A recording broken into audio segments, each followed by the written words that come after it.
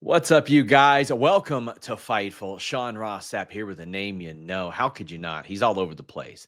AEW, New Japan. And before that, on like every company that you could imagine. And this weekend, you're going to see him at AEW All In competing for the World Tag Team titles at Globe Life Field this Saturday. It is an honor to speak to Kevin Knight, one of the hottest talents in wrestling right now. How you doing, man? Man, I'm doing pretty well. How about yourself? I'm doing wonderful, man. You have been the talk of an awful lot of stuff this year, from your contract status, seemingly finishing up with New Japan, to coming into AEW hot. People finding out that you've got deals with both AEW and New Japan, and now you're on All In. Maybe explain to us how has this last 6-7 months been for you? Man, I like to keep the people guessing. I like to keep the people on their toes. So I stay a couple steps ahead and people just react however they want to react. But to me, it's just another day at the office. I'm just staying disciplined, staying consistent with my work. And I feel like it just shows itself. And so it's to me, it's just I'm just doing what I regularly do. And the people are just getting a peek. It's just the tip of the iceberg, everything that they see. So it's expected, I guess. That's all I can say. So we heard around Wrestle Kingdom time that your New Japan deal was up, and very clearly they liked you. Then I want to say maybe like a month later, I'm hearing from people like, oh, well, Kevin met with AEW while he was there doing a show. And then somebody came and told me, oh, he didn't just meet with AEW, he met with Rocky. And when you meet with Rocky, you're meeting with like 5 different companies. So what was that process like for you navigating free agency as a guy who had already proved his value in the ring? Yeah, it was a fun process. Just eye-opening process just to see where I stand, see where companies think of me. And Rocky initially got me into New Japan anyway, so me and Rocky have a good, healthy relationship. So he's known me since the very beginning. So it was just like having another talk and just bringing in another factor, which was AEW, getting to meet with Tony Khan and QT Marshall and the other people behind the scenes, you know what I mean? So it was an eye-opening experience just to get those talks out the way and just, see what we can do for my future. So you are one of the first talent that we know publicly has a Mm. dual contract. Now, I don't know if you remember this, but like before AEW started, this was long a thing that people wondered, well, why aren't ROH and New Japan doing this? Why aren't they doing dual contracts to keep people away from WWE? You're out there, you got one. How does that get broached? Like, is it something that you bring up to them? Is it something that like Rocky or Tony pitches to you? Because I mean, this is a complete game changer, what we're seeing right here. Right, right, right. It really, really is. I think Takesha's the first one publicly that did it, him being with Sure. DDT as well. So he has 3 under his belt. Um, So I don't know, just the way these things happen. I was just looking for exploring my options with my free agency and Rocky being in so many different offices. You pitched the idea of, hey, you could stay with New Japan and you could do AEW as well. And Tony approved it. He really liked the idea. Me and Tony are pretty cool, and I think it just worked out for the best. Like, get to have the best of both worlds. I get to do my stuff in Japan or continue my stuff in Japan while also furthering my career in AEW. So I think it's like a handshake deal. AEW is helping New Japan, New Japan's helping AEW, and I'm being helped by both companies. Being able to keep my name in both companies. So I feel like it's a dope experience. It's pretty cool. And with Rocky involved, like I mentioned, he may have slipped something in there where you're working like talking shop-a-mania for Gallows and Anderson or something in the future. Right. That guy is involved in every You throw in a couple of little extra deals in there. So yeah.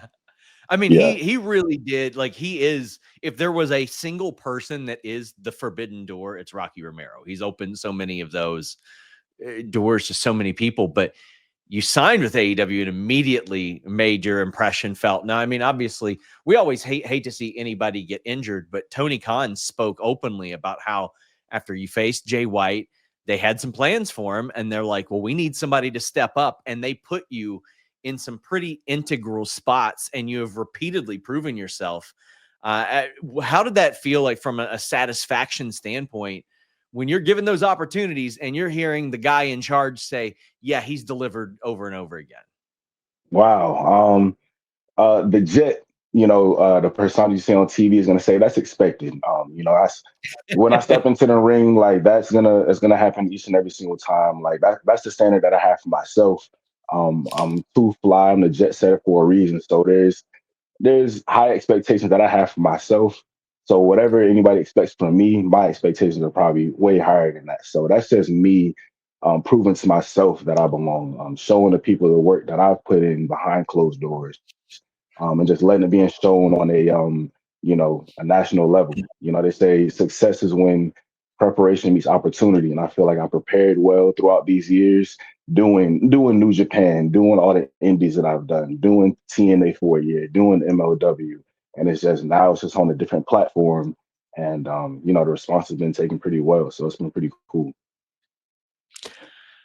Then you are in this tag team with Speedball, who's just one of the nicest, most lovely humans you could ever meet. And he submitted a question for this interview, actually. Wow. And Wow. his question was, is Kevin going to take him to Magic City when they win the tag team titles? Of course. I just need Speedball to get on that first class flight from Texas to ATL in the first place. We're not going to the barbershop. We're not stopping to get gas. We're going straight to Magic City. And just showing what Magic City is all about. It's really not about the entertainment part. It's about the full experience. Seeing what's outside of Magic City, eating the wings. Getting that good Southern sweet tea. It's a really full on experience. I equivocate it to like experience at Six Flags. It's not just about the ride. There's so many other experiences there that make it the experience. So Speedball, let's do that. And a lot of people who are just AEW fans, they might not know the history that you have with Speedball and how you two have been connected, especially over the last 2 years across TNA, across New Japan, like teaming with each other, facing each other, all that stuff. I mean, how was that to go from a person who you had, quite honestly, what many considered a breakout match with in New Japan and even TNA to now Yeah, doing that at AEW on the same side of the ring? man, it was all written. You know what I mean?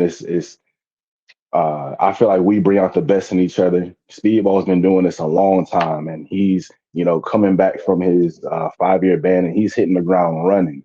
So every time he gets in that ring, he's making it mean something. He's getting the most out of himself and the most out of his opponent. So I feel like whenever I get to experience Speedball, whether it's across the ring from him or right beside me, I learn so much because he's just a wealth of knowledge. So yeah, we bring the best out of each other, I feel like.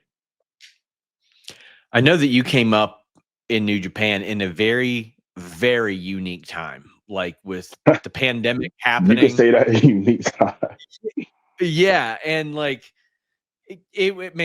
I loved New Japan Strong. I loved that era of wrestling, as weird as it was with like the lack of people and stuff. You saw some really great stuff. Like, for example, Fred Rosser, who was backstage at Dynamite. Like, people Right, thought he was right. done in his career. He's doing his best work of his life He in really New is. Japan.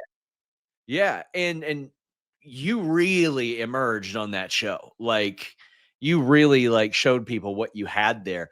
How was that? Because I mean, that was definitely a strange way to kind of get introduced into a company like New Japan. It was definitely a strange way because I had no idea, excuse me, how I was being perceived outside of that recording studio. And there was no fans, to cheer or like respond to anything that I was doing. Online, you can only take things online with a grain of salt. So you never really know who's watching because people that's watching may not have social media or may not speak about wrestling online at all. So you never really know how that's being perceived. So I think my whole first year in New Japan was in front of nobody.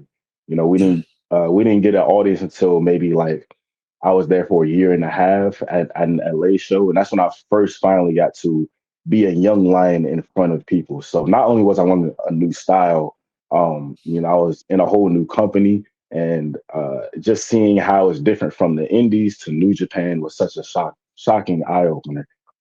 A year into already being there, so it was like, okay, wow, the people may actually do like me. We don't know that unless we get a live response. So I only did 6 months on the Indies beforehand, so I was still extremely new.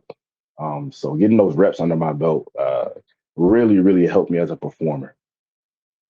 Yeah, I mean that's was another thing I wanted to ask you about. Like, man, that is getting thrown right into the fire, man. Like that is Right.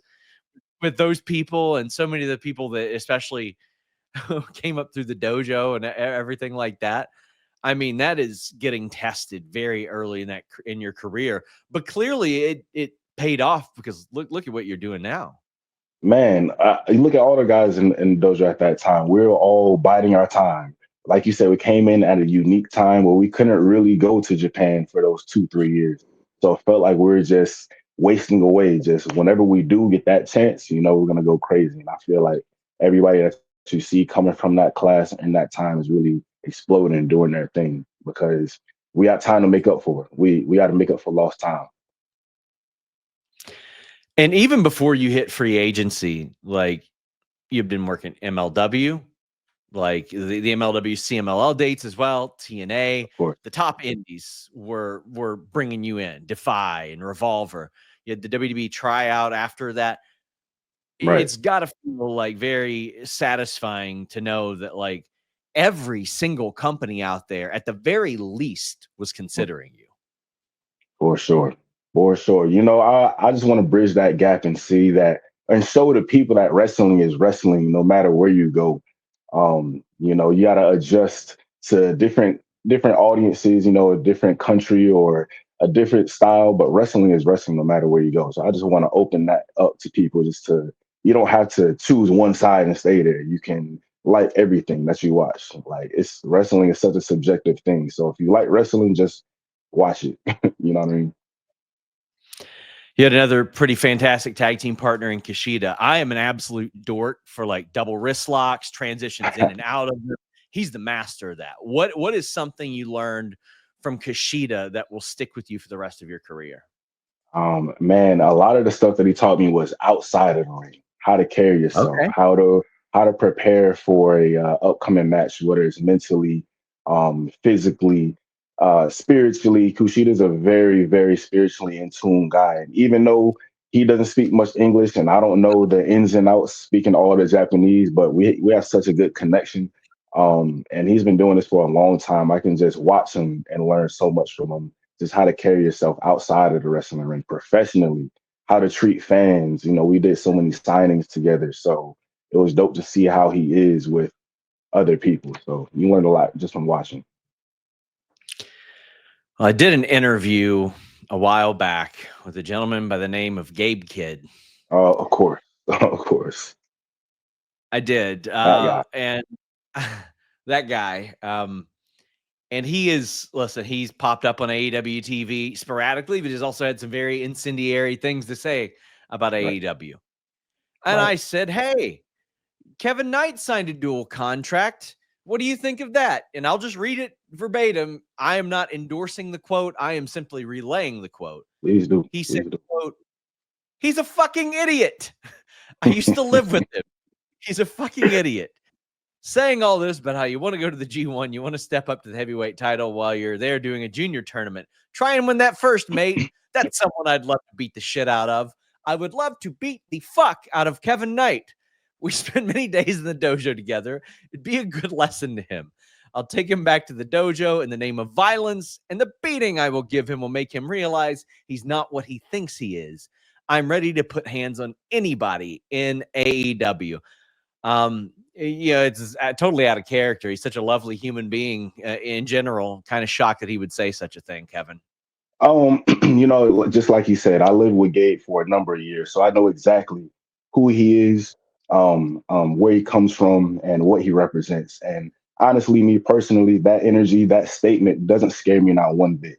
Saluting to him for having a good match, at the beginning of the year, and him doing this thing. But I think he's got his britches a little too tight. I don't know. I think Gabe is he's a wonderful human being. He's a sweet kid, just like how he is, just like his last name says. But I don't think he believes what he says. And if I'm the idiot, why does he keep showing up to AEW like he does? So if he got a problem with the jet, we can settle this in Japan. I just went to Mexico. I was there. I didn't see him pull it up. We got Forbidden Door coming up. We got the States. Anywhere he want to settle this score, he the global champion. So he should meet me anywhere, anywhere. I want to see that one. As we wrap up, a question that I've loved to ask people, especially ones that have worked in New Japan, who's hit you the hardest in the ring? Oof, who's hit me the hardest in the ring? I probably can't remember it because it probably hit me that hard. Um, uh, Possibly somebody from Bullet Club. I think maybe David Finley. He's a leader of the Okay. Bullet Club for a reason. So he packs a good punch. And speaking on Bullet Club, Gabe got to pay for those sins that Dave gave to me. Driller, Clark. Who else is in the Bullet Club? It seems like everybody wants to be a war dog nowadays. I'm not sure why, but they're gonna get their retribution soon. And finally, of course, AEW All In. It's yourself and Speedball against Christian and Nick Wayne, against Shelton and Bobby Lashley. This is honestly really fascinating. Christian, who was a fixture of the late 90s and the 2000s, as with Bobby Lashley. You've got Lashley, who was a fixture in the 2010s. Yourself, Speedball, who are clearly going to lead a lot of people in the 2020s. And Nick Wayne's probably going to be around in the 2030s and the 2040s based on his age.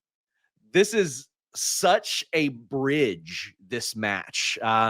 Tell us what you thought when you were told, like, this is the match that you're getting in front of the biggest American crowd AEW has ever had. Again, it's opportunity to be successful, and an opportunity to show that me and Speedball will carry this company within the next few years in the 2020s and the 2030s. Nick Wayne got his time coming.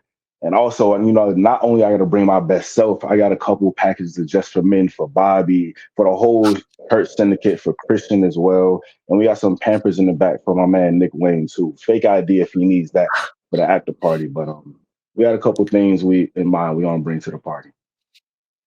Well, listen, some of the gentlemen in the match might not be that far away from Pampers themselves. You know what I mean? Like, hey, you exactly you onto something. You said it, not me.